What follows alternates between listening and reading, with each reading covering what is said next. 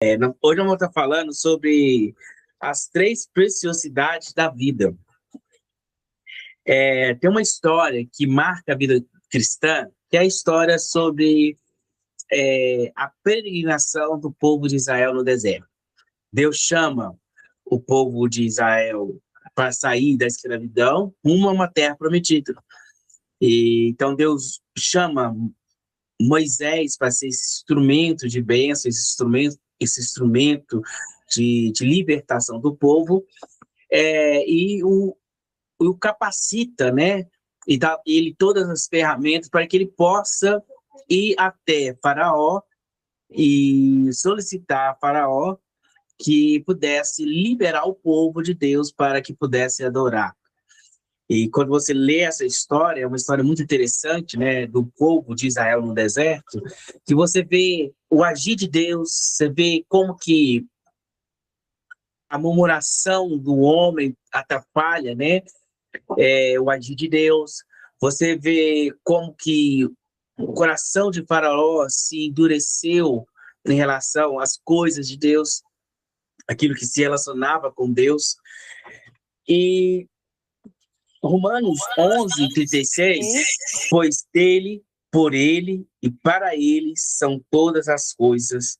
A ele seja a glória para todos sempre. Amém. O que isso significa? Pois dele, por ele, para ele são todas as coisas. Toda a nossa vida deve ser uma expressão de amor e de gratidão ao Senhor. Tudo que somos, tudo que temos, deve expressar a grandeza de Deus, o amor de Deus e a bondade de Deus.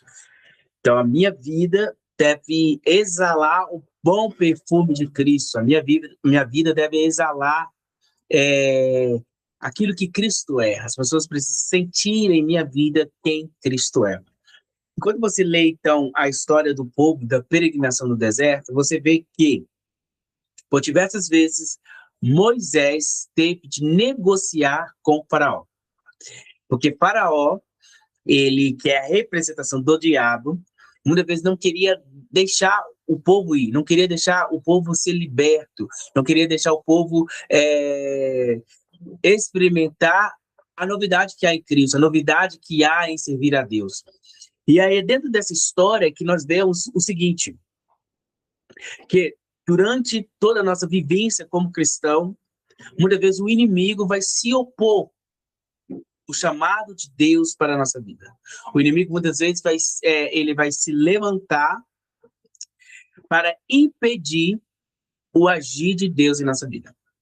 Ou seja, Deus tem um plano bom e bonito, porque a Bíblia fala, eu que sei que pensamento que tem a vosso respeito, diz o Senhor, pensamento de paz e não de mal, para dar o fim que desejais. Então, Deus tem um plano bom para mim, Deus tem um bom plano para você, para a sua vida. Ele planeja a sua vida, ele deseja que coisas boas aconteçam na sua vida, porque ele fala que ele tem bons pensamentos. Mas há um inimigo, há um adversário que vai contrário a isso. Então ele tenta todas as vezes impedir que os sonhos e os propósitos de Deus aconteçam. Deus tinha um plano para o povo de Israel, mas o diabo se levanta na figura de Faraó para impedir que isso aconteça. E aí, por diversas vezes, Moisés teve que ser firme naquilo que Deus tinha falado com ele, nas promessas do Senhor. Sabe? Se você compreende o que Deus tem para você por meio da palavra, você não negocia com o diabo perdendo. Você pega tudo aquilo que Deus tem para você e fala assim, porque a palavra de Deus diz isso, isso, isso. Mateus 4, que é a tentação de Jesus, em que o diabo afronta, né, desafia Jesus. Jesus só sai daquela conversa, daquele cenário vitorioso, porque Jesus conhecia a palavra. E ele sempre começava, assim diz o Senhor. E assim também com Moisés, toda vez que Moisés ia para frente para Faraó, e Faraó punha diante de Moisés uma proposta que não era agradável, o que Moisés fazia? Ele se levantava dizendo, o Senhor me falou o seguinte, não vou deixar nada aqui no Egito. Quando uma das coisas que você percebe que Faraó faz é usando o tempo. Em Êxodo 5, nós temos uma história que o povo de Israel, eles trabalhavam escravo o dia todo, e ao final da noite, eles adoravam o Senhor, eles buscavam o Senhor. Moisés, então, quando vai falar com Faraó, ele, né, como diz, ele desafia o Faraó, e Faraó então começa a fazer uma estratégia para desviar o foco de Israel, para deixar o povo de Israel fraco espiritualmente. Então, o que ele faz? Ele duplica o serviço do povo. Então, se o povo fazia 100 tijolos, eles começaram a fazer 200 tijolos. Se o povo fazia 500 tijolos no Egito, eles começaram a fazer, então, 1.000 tijolos. Para que isso? Para que eles ficassem tão cansados, mas tão cansados, mas tão cansados, que ao final do dia, quando o povo chegasse no final do dia para adorar a Deus, o povo estava tão cansado que não adorasse a Deus, que não pudesse buscar a presença de Deus. E quantas vezes o cansaço físico é o nosso inimigo em relação a buscar a presença de Deus? Quantas vezes o cansaço físico torna-se o nosso empecilho para experimentarmos mais de Deus? Quanto não são as pessoas que muitas vezes deixam de ir a um culto, de ir na igreja, buscar o Senhor por causa do cansaço? Deixam de ler a Bíblia por causa do cansaço? Então, muitas vezes, o que o diabo quer fazer na nossa vida é por distrações que nos afastem de Deus. Coisas que vão nos sobrecarregar, fazendo que nós deixamos o quê? As coisas espirituais para depois. Isso é uma estratégia do inimigo para continuarmos, nos prendermos na escravidão do pecado. Isso é uma realidade. A outra questão era a família. Quando Deus chama Moisés, fala assim, olha, eu quero todo o povo adorando, todo o povo buscando, todo o povo experimentando da realidade de Cristo Jesus. Moisés então fala com o Faraó, olha, eu quero o povo todo. E Faraó começa a falar com Moisés o seguinte, você e os homens podem ir, mas as mulheres, as crianças e os idosos vão ficar aqui. E aí Moisés fala, não, de forma alguma, só os homens podem ir prestar o culto ao Senhor, como vocês têm pedido. E Moisés e Arão foram expulsos da presença de Deus. Ou seja, é que eu li o versículo aqui, mas na verdade isso aqui era Faraó falando. Faraó não queria deixar que as crianças, as mulheres, fossem adorar a Deus. E muitas vezes o que acontece é que o diabo quer que para ele, só você pode buscar a Deus na sua família. O resto da sua família não precisa buscar a Deus. Como uma proposta, tipo assim, eu sou salvo, tranquilo. E as outras pessoas que convivem comigo, que são da minha família, que não conhecem Jesus? E assim como Moisés se levantou e falou assim, olha, não, todos vão adorar o Senhor, nós podemos também nos levantar e dizer que todos os meus familiares também vão servir ao Senhor junto comigo, e que nenhum vai ficar longe de buscar a presença de Deus, que nenhum vai ficar longe de experimentar da grandeza de Deus, sabe? Porque muitas das vezes nos acostumamos, você que tem uma experiência com Jesus, que conhece Jesus, muitas vezes se acostuma a ter essa experiência como algo particular, algo seu, é meu, eu busco a Deus. E muitas das vezes as outras pessoas que convivem com você diariamente, essas pessoas não têm experimentado a presença de Deus e você nem se importa com isso. Então, uma das coisas que precisamos ter em mente é que eu quero ver a totalidade da minha família conhecendo a Jesus. É como diz aquele versículo lá em Atos, eu e minha família serviremos ao Senhor. Você possa declarar isso, dizer, Senhor, eu não vou negociar com o diabo que somente eu possa servir ao Senhor. Não, eu quero declarar que eu e minha família serviremos ao Senhor, que todos os meus descendentes servirão ao Senhor, que a minha geração até a volta de Cristo vai servir ao Senhor. Isso também é uma questão que nós devemos colocar na nossa mente, que não somente eu, mas toda a minha família vai servir ao Senhor. Outra questão que Faraó tentou negociar com Moisés foi a questão das finanças. Em que sentido? Lá em Êxodo 10, Faraó, ele chama Moisés e diz o seguinte: vão e prestem culto ao Senhor. Deixem somente as ovelhas e os bois. As mulheres e as crianças podem ir. Mas Moisés contestou: tu mesmo nos darás os animais para o nosso sacrifício e holocausto que oferecemos ao Senhor. Além disso, os nossos rebanhos também irão conosco. Nenhum casco de animal será deixado. Temos que escolher alguns deles para prestar culto ao Senhor nosso Deus. Enquanto não chegarmos ao local, não saberemos quais animais sacrificaremos. Mas o Senhor endureceu o coração de Faraó e ele se recusou a deixá-lo ir. Nesse versículo é algo interessante, que é o seguinte: Moisés falou assim, olha, eu vou, sim, as mulheres, as crianças vão comigo, e os meus bens, que aí eram as ovelhas, os bois, também irão comigo. E uma parte daquilo que eu for sacrificar ao Senhor, quem vai dar vai ser você, Faraó. Quem vai dar vai ser você, Faraó. Uma das coisas que o diabo quer prender, né, que a pessoa, que Faraó significa o diabo, ele quer prender, reter na nossa vida, é um coração generoso, um coração doador. Todo cristão, ele tem como uma marca a generosidade. Ele não é aquela pessoa que ama o dinheiro. A Bíblia diz que o amor ao dinheiro é a raiz de todos os males. Então, quando as pessoas amam ao dinheiro, o que acontece? Ela não está vivendo a realidade que Cristo quer que ela viva, que é a generosidade. Aqui, Moisés, ele teve de enfrentar a avareza de Faraó. Ele teve de enfrentar o amor do dinheiro que estava no mundo. E ele falou assim, não, eu irei com tudo o que tenho. E não somente isso, mas você vai me dar também animais para que eu possa sacrificar. E Faraó não aceitou. Não quis aceitar isso.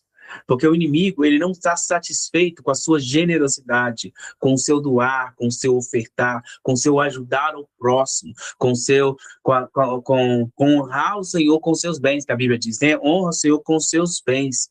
A forma que você administra o seu dinheiro é uma forma que você honra a Deus. Então, você deve meditar nisso.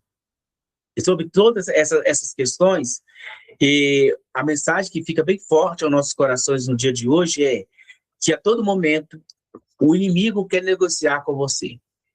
Ele põe uma proposta lá na mesa. E agora, você deve ser sábio bastante de não aceitar as propostas que o inimigo coloca na sua mesa, naquilo que ele coloca na sua vida. E como que eu vou saber isso? Como que eu vou saber que aquilo que está vindo na minha vida é uma proposta de Deus ou uma proposta do diabo? É simples, é simples.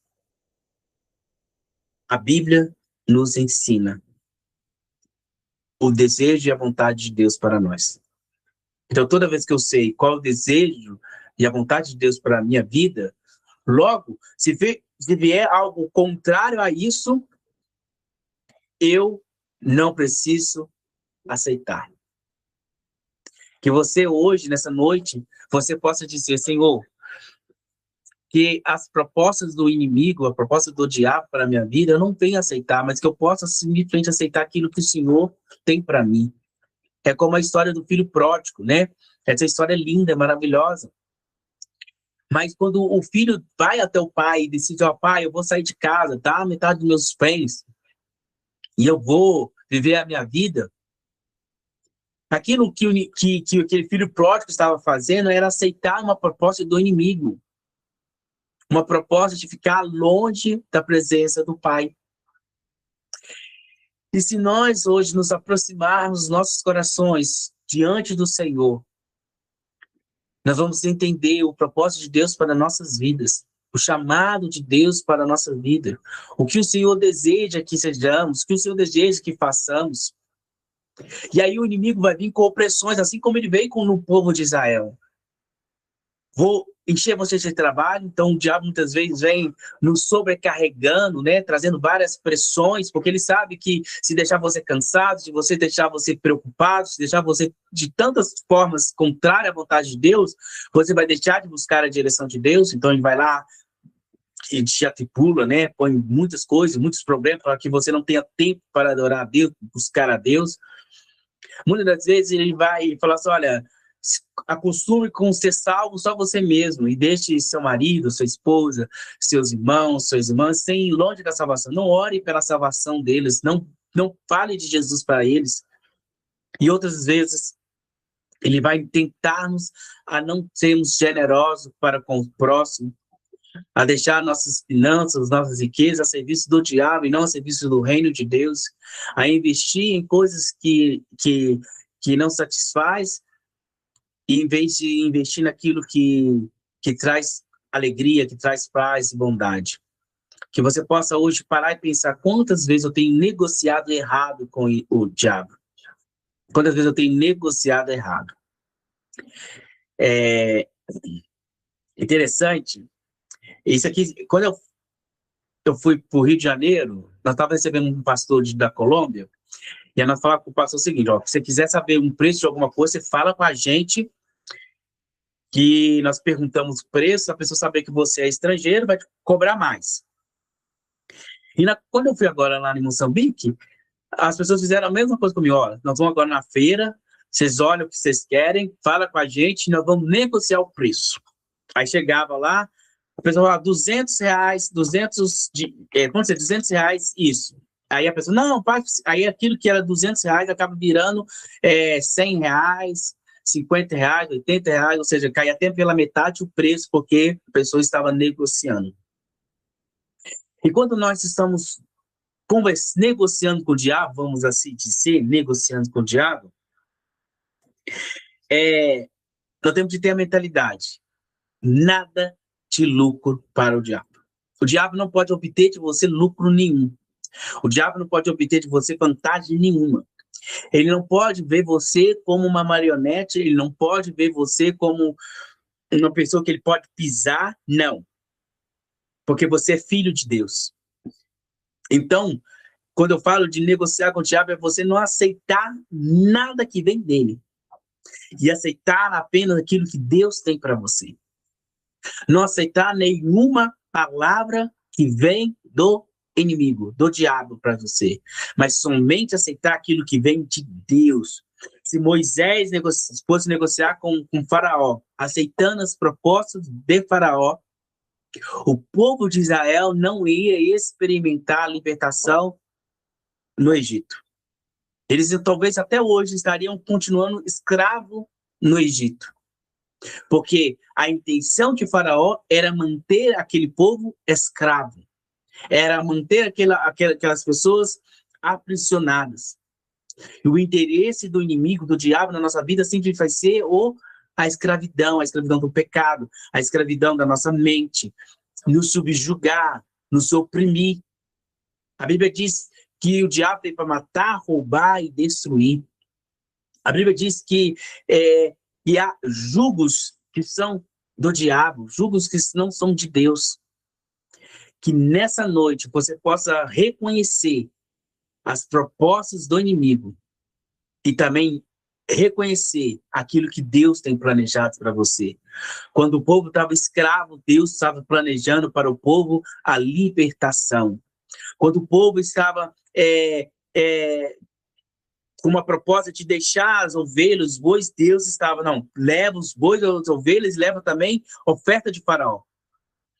Quando o diabo que estava proposto, Faraó estava propondo mais trabalho para que eles não pudessem adorar a Deus, Deus estava propondo para o povo tempo para adorar, tempo para buscar a presença de Deus. Que você possa ouvir a voz do Senhor te chamando na noite de hoje para uma realidade diferente. Uma realidade diferente. Se Moisés não soubesse o que Deus tinha para ele, talvez ele aceitaria alguma das propostas. Mas nós estamos em lucro, olha, pelo menos Vamos, homens, mulheres, vamos nós e deixa as nossas ovelhas, os bois, nós estamos em lucro. Mas ele sabia que Deus está chamando ele 100%. Deus estava chamando o povo de Israel 100%. Estava chamando as suas riquezas, homens, mulheres, criança, velho, estava chamando eles 100%. Deus está te chamando você 100% para ele. Deus está te chamando você 100% para ele. Ele não quer 50%.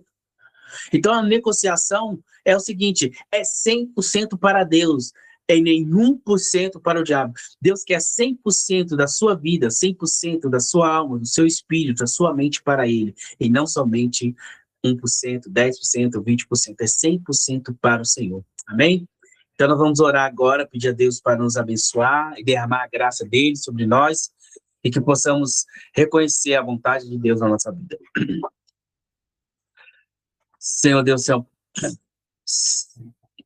Senhor Deus, seu Pai,